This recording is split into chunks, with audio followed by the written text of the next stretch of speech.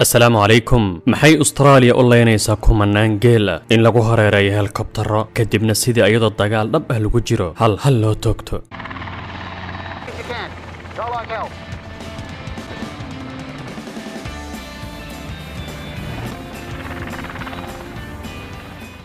Soomaalidu aad ay uga hadlayaan arrinkan ay Australia ku leynayso 10,000 oo neef oo geel ah.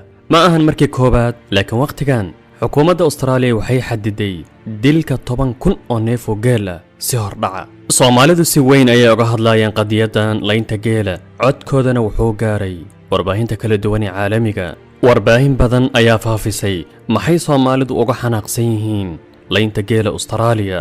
afaf kala duwan ayay Soomaalidu uga dalbadeen xukuumadda Australia in ay joojiso leynta kumanaankaas geela. sababta ay Australia u leynayso kumanaankaas geela iyo waxa uu Soomaali ahaan nooga dhigan yahay geelu waan ogaanaynaa inta aan ku guda jirno mawduucan.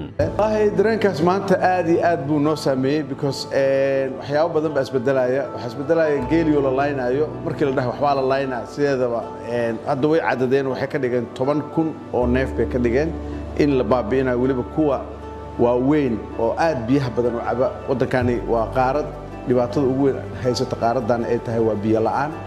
marka biyo la'aanta darteed in geeli loo laynayo leeyahay meelihii biyaha lagu keedinayay ayuu yimaadaa waana aad u badan yahay. ma geel laga hadlayo waa almost million plus laga hadlaya. aan isla ogaano qodobkan ah in geela Australia ku nool uu yahay geel duurjoog ah, geel caadi ah laakiin aan la dhaqanin kadibna duurjoog noqday dadkana ka cararo. waa sida eelada iyo sagaarada ay ka yihiin dhulka Soomaalida.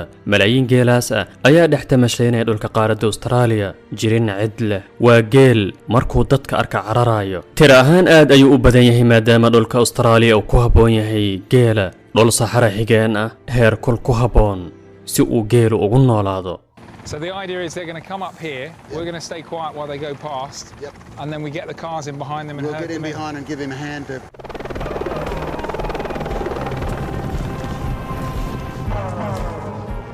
First of all, 4, 6, 8, 10, 12, 14, 16, 18, 20, maybe 25 there.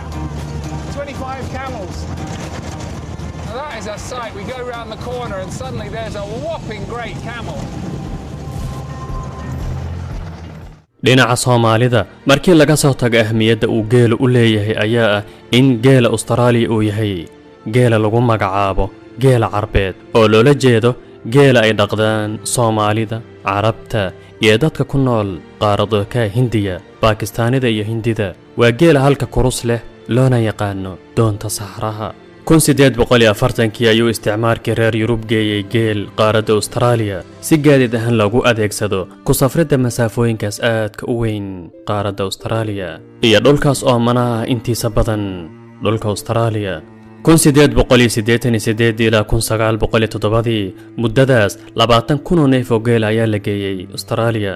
laakiin arrinka saameynta leh ayaa ah in 1930 geelaas duurka lagu sii daayay kadibna uu noqday geel duurjoog ah.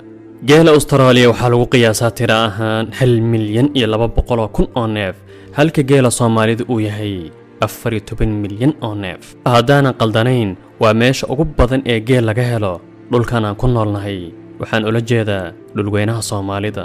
Soomaalida iyo geela xiriir wanaagsan ayaa ka dhaxeeya taariikh ahaan, waana mid ka mid ah hantida Soomaalida aanan laga maarmaanka ahayn. booska warshadaha Jarmalka ugu jiraan, booska uu shidaalka Khaliijka ugu jiro ayuu geela Soomaalida ugu jiraa. waxaa dabiici ah in aan ka murugoonno layntaas la leynayo geela Australia.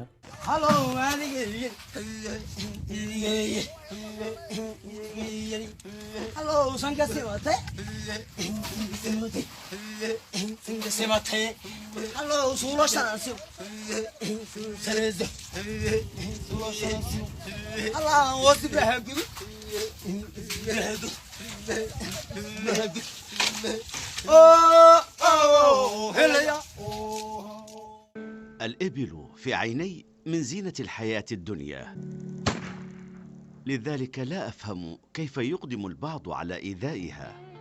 سمعت أنه يجري قتل الجمال بالآلاف في استراليا.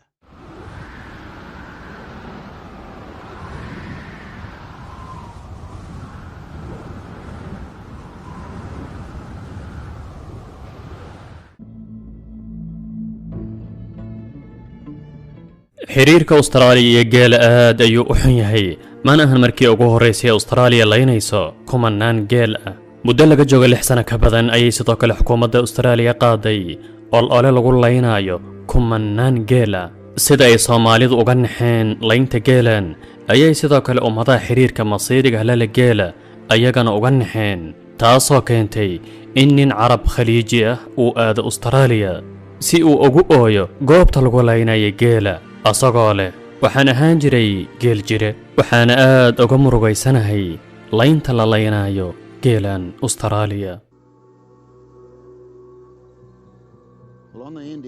هنا هضبة مستديرة وغير بعيد منها توجد حظيرة، ذلك هو الممر الطويل إليها. الحظائر في مناطق مفتوحة لأنها أرض ذات وديان وفيها توجد الجمال السائبة. يمكن أن ننزل إلى هناك أولا ونحتاج إلى نصف الساعة لترتيب أمورنا بحيث نقلع كلنا في وقت واحد. عندما توجهنا إلى الصحراء كان قلبي يخفق بشدة، يا له من بلد فسيح الأرجاء. كنا ننشد جمالا سائبة في مساحة 100 كيلومتر مربع، فكيف لنا أن نجدها؟ كانت تساورني شكوك سرعان ما تبددت.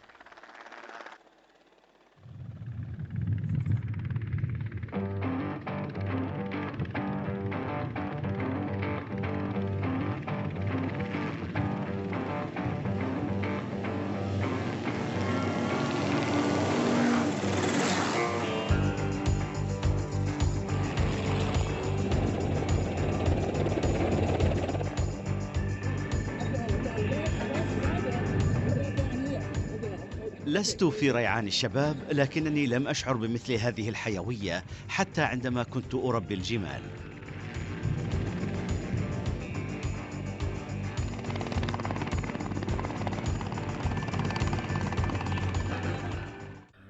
أنو إيمان صببت الله لينا يا جيلان محي دولة أستراليا أولينيسا كمان كان نفو جيلا جيل دوريت كأستراليا marka koobaad xaflad wadareed kan lagu leynayo kumanaan geela waxa ka qayb qaadan doono rag toogiyahana ah ayagoo saaran dusha diyaarada helikobtarada sida ay qortay Daily Mail. haddaba waa maxay sababta loo leynayo sida ay leedahay xukuumadda Australia geelu wuxuu cunaa calaf aad u badan cawska caleenta geedaha taasoo keenaysa roob yari ya in kuleylku kor u kaco kana dhashaan gubashada kaymaha waana mid ka mid ah dhibaatooyinka Australia ka cabanaysa maanta gubashada dhulka waxaa sii dheer in ay geela ku eedeynayaan fuuqsashada biyaha dhulka aanan lahayn biyaha badan taasoo keenayso in noolayaal kale oo dhintaan waa sida ay Australiaanku leeyihiin tira ahaan geelan aad ayuu u tarmaa sanadkii 8% ayuu kordhaa Australia waa dhul Sahara xigeen ah kululna waqtiyo badanna ka cabta abaar iyo roob la'aan laakiin Australia waa mid ka mid ah meelaha dhulka ugu cajiibsan uguna qurxan dhinaca deegaanka 80% noolayaasha ku nool Australia meel kale caalamka lagama helo Australia ay ku nool yihiin waxaana ugu caansan dabcan kaanguraha fikirkaada ka dhiibo layntan ay leynayso xukuumadda Australia geelan geel duureedkan iyo sida aad u aragto